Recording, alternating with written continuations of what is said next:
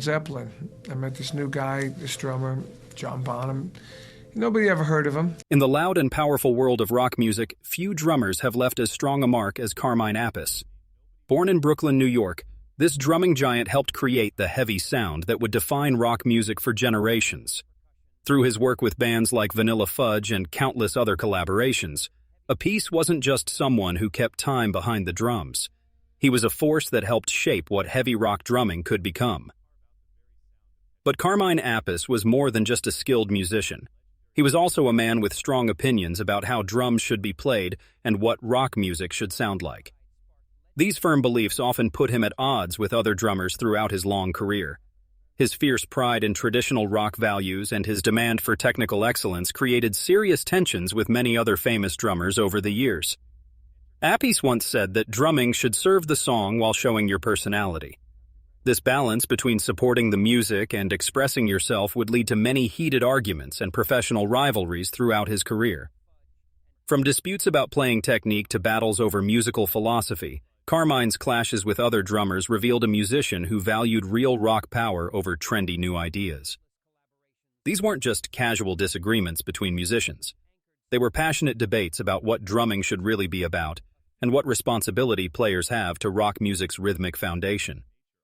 Appice believed deeply that drummers should honor the traditions that built rock music while bringing their own style to it. When he saw other drummers doing things he thought were wrong or fake, he wasn't afraid to speak up about it. The spectacle versus substance battle. Tommy Lee.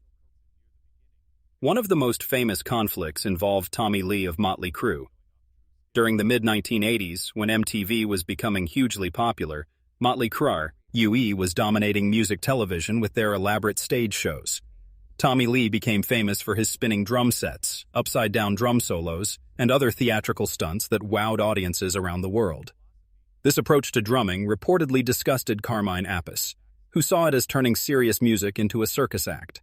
While Appice was focused on the rhythmic foundation that held songs together and the musical integrity of rock drumming, Lee was becoming famous for what many saw as acrobatic entertainment rather than musical skill. According to people who worked in the music industry at the time, Appice wasn't shy about sharing his opinions. Former music magazine editor Catherine Turman reported that Appice told people at drum clinics that Lee was more like a stunt performer who happened to own a drum kit rather than a real drummer. He believed that Motley Crue's popularity showed that audiences cared more about flashy tricks than actual musical ability. What really bothered Appice wasn't just the spinning drum sets and theatrical performances. It was that Lee was being taken seriously as a rock drummer, despite what Appice saw as poor musical skills. While Appice spent his time teaching proper drumming technique and showing young drummers how to be the rhythmic backbone of a band, Lee was getting famous through what Appice called amusement park rides, disguised as drum performances. Appice believed that Lee's approach was harmful to young drummers because it taught them that visual spectacle was more important than actual musical ability. He thought this sent the wrong message about what drumming should really be about. The tension between these two approaches to drumming represented a larger debate in rock music about whether entertainment value should come before musical substance.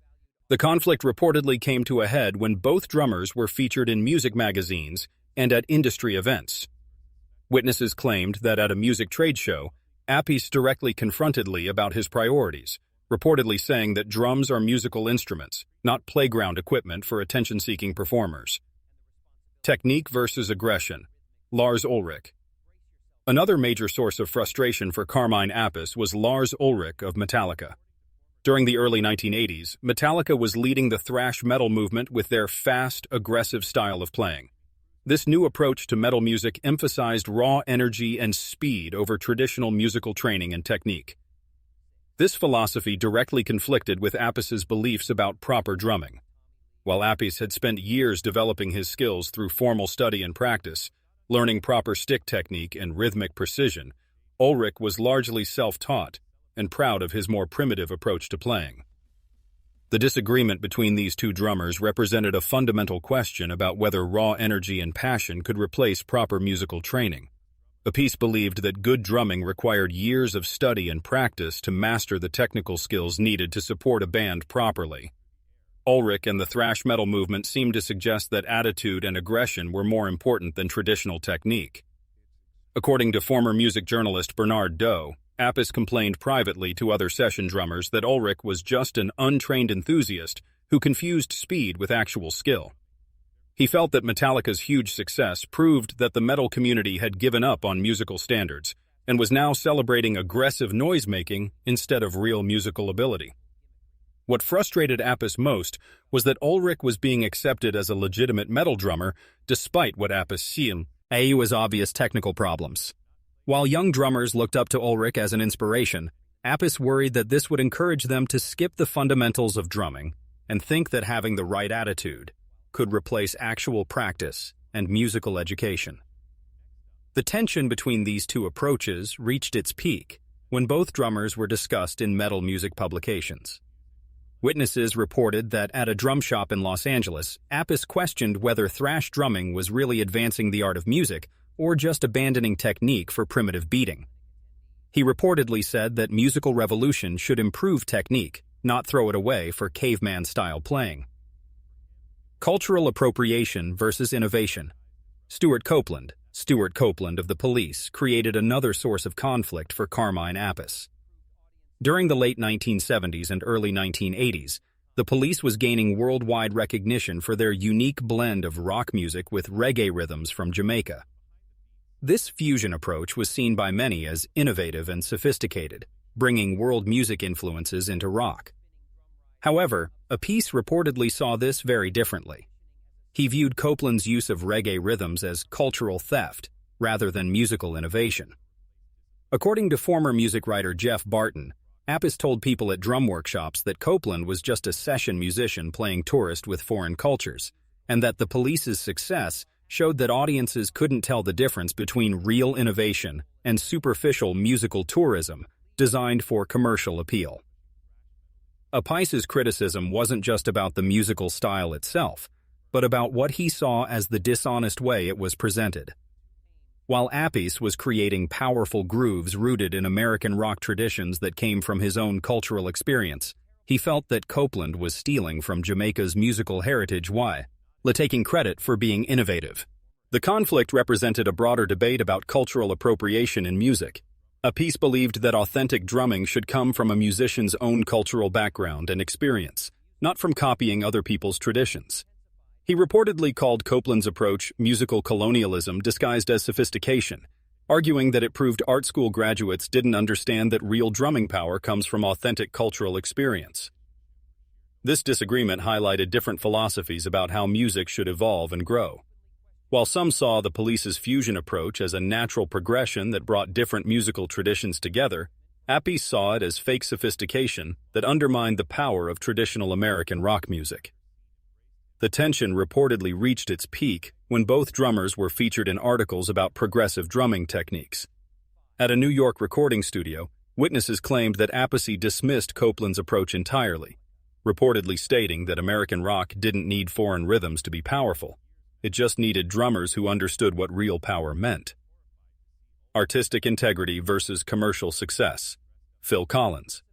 Phil Collins presented a different kind of challenge for Carmine Appice. Collins was undoubtedly a technically skilled drummer who had proven his abilities during Genesis's progressive rock period in the 1970s. However, during the early 1980s, Genesis began simplifying their complex arrangements to achieve more commercial success on pop radio. This transformation reportedly disappointed Appice, who saw it as a talented musician selling out his artistic vision for chart success and mainstream acceptance. The conflict wasn't about Collins' technical ability. Appice recognized that he was a gifted drummer. Instead, it was about artistic principles and whether musicians should compromise their vision for commercial rewards. According to former music journalist Chris Welch, Appice told industry colleagues that Collins was a technically gifted drummer who had sold his soul for chart positions.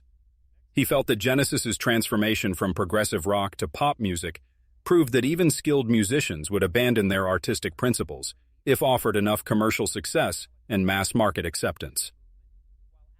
What particularly frustrated Appice was that Collins continued to be respected as a serious drummer even after making this commercial turn. While Appice was working to preserve rock music's technical and emotional complexity through his various projects, Collins was achieving massive mainstream success through what Appice reportedly called nursery rhyme simplification. Appice believed that this approach insulted both the drummer's capabilities and the audience's intelligence. He felt that record companies were convincing talented musicians to abandon their artistic vision in favor of guaranteed commercial success, and that this was harmful to rock music as an art form. The disappointment grew even stronger when Collins launched his hugely successful solo career, moving even further away from the progressive drumming that had originally established his reputation. This represented everything Appice opposed about the music industry's direction during the 1980s. At a London music convention, witnesses reported that Appice questioned Collins's artistic evolution, reportedly declaring that technical ability without artistic courage was just expensive karaoke that wasted God-given talent on marketing formulas. Emotion versus intellect.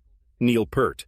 Perhaps the most complex rivalry in Carmine Appice's career was with Neil Peart of Rush. This conflict was different from the others because it involved two drummers who were both highly skilled and respected, but who represented completely different approaches to the art of drumming. Neil Peart was famous for his intellectual approach to drumming. He was known for reading extensively about music theory, studying different drumming traditions from around the world, and composing elaborate, mathematically precise drum parts that impressed other musicians with their complexity and technical sophistication. This cerebral approach reportedly became a source of both professional jealousy and philosophical disagreement for Appice. While Appice believed that drumming should be about creating grooves that moved people physically and emotionally, Peart seemed to be more interested in impressing people with intellectual complexity and analytical precision.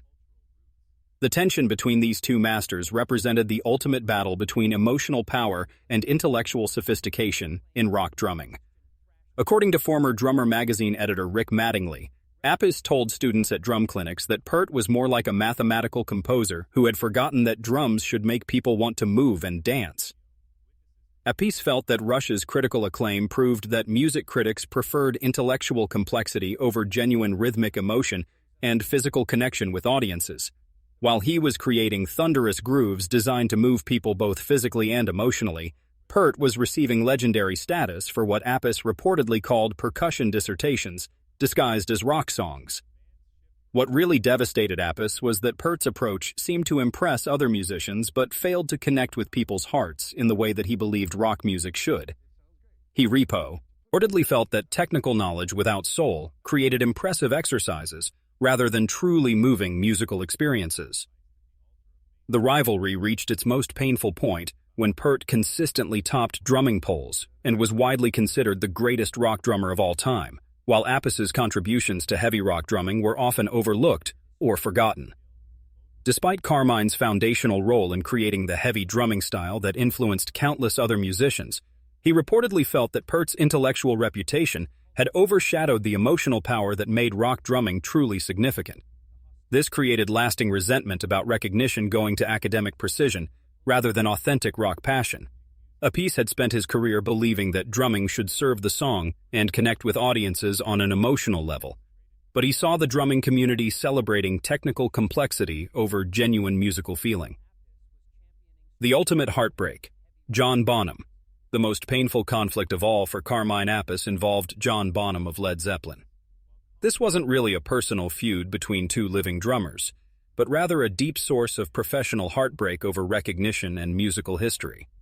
The anguish reportedly began when Led Zeppelin achieved unprecedented success using heavy drumming techniques that Appice believed he had pioneered years earlier with Vanilla Fudge. While Appice had been developing the thunderous, powerful drumming style that would become synonymous with heavy rock music, he felt that Bonham had taken these innovations, perfected them, and received all the credit. According to rock historian Dave Lewis, Appice told close associates that Bonham was certainly a talented player, but that he had essentially perfected innovations that Carmine had developed first, without ever receiving proper acknowledgement for creating them. The pain came from seeing Led Zeppelin's legendary status built on drumming concepts that Appice felt he had pioneered, but for which he never received proper historical recognition. This represented the painful reality of innovation versus timing in rock history. Sometimes being first doesn't matter as much as being in the right place at the right time with the right band and the right songs. Led Zeppelin's massive commercial and critical success meant that Bonham became universally recognized as the creator of heavy rock drumming, while Appice's earlier contributions were largely forgotten by the general public. The ultimate heartbreak came from feeling that his most significant musical contributions had been absorbed into someone else's legend without proper acknowledgement or respect. While Bonham was celebrated as a revolutionary genius who invented heavy rock drumming, Appice felt like his pioneering work had been erased from history. This conflict highlighted one of the cruelest aspects of the music industry, that recognition often depends more on commercial success and timing than on who actually created or innovated something first. Despite Appice's foundational role in developing the heavy drumming techniques that influenced an entire generation of rock musicians, he had to watch as someone else received credit for what he felt were his innovations. The legacy of a fierce competitor. These conflicts and rivalries revealed Carmine Appice as a musician who cared deeply about the integrity and authenticity of rock music. His battles with these 6 drummers weren't just about personal jealousy or professional competition, though those elements were certainly present. They represented fundamental disagreements about what rock drumming should be and what values should guide musicians in their careers. Appice's criticism of Tommy Lee reflected his belief that musical substance should come before visual entertainment. His disputes with Lars Ulrich showed his conviction that proper technique and training were essential for good drumming. His conflicts, with Stuart Copeland, revealed his feelings about cultural authenticity in music. His disappointment with Phil Collins demonstrated his belief that artists shouldn't compromise their vision for commercial success. His rivalry with Neil Peart highlighted his preference for emotional connection over intellectual complexity. And his heartbreak over John Bonham showed the pain of not receiving credit for pioneering innovations. Whether his frustrations were justified or simply the result of professional jealousy is a question that music fans and historians continue to debate. What's clear is that Carmine Appice was a passionate artist who believed deeply in certain principles about rock music and wasn't afraid to defend those beliefs, even when it created conflicts with other successful musicians. His legacy as both an innovative drummer and a fierce defender of rock tradition continues to influence discussions about authenticity, commercialization, and artistic integrity in popular music. The battles he fought may have been personal, but they reflected larger questions about the direction of rock music that remain relevant today. These drumming feuds remind us that behind the glamour and success of rock music are real artists with deeply held beliefs about their craft, and that the evolution of musical styles often involves passionate disagreements between those who helped create them.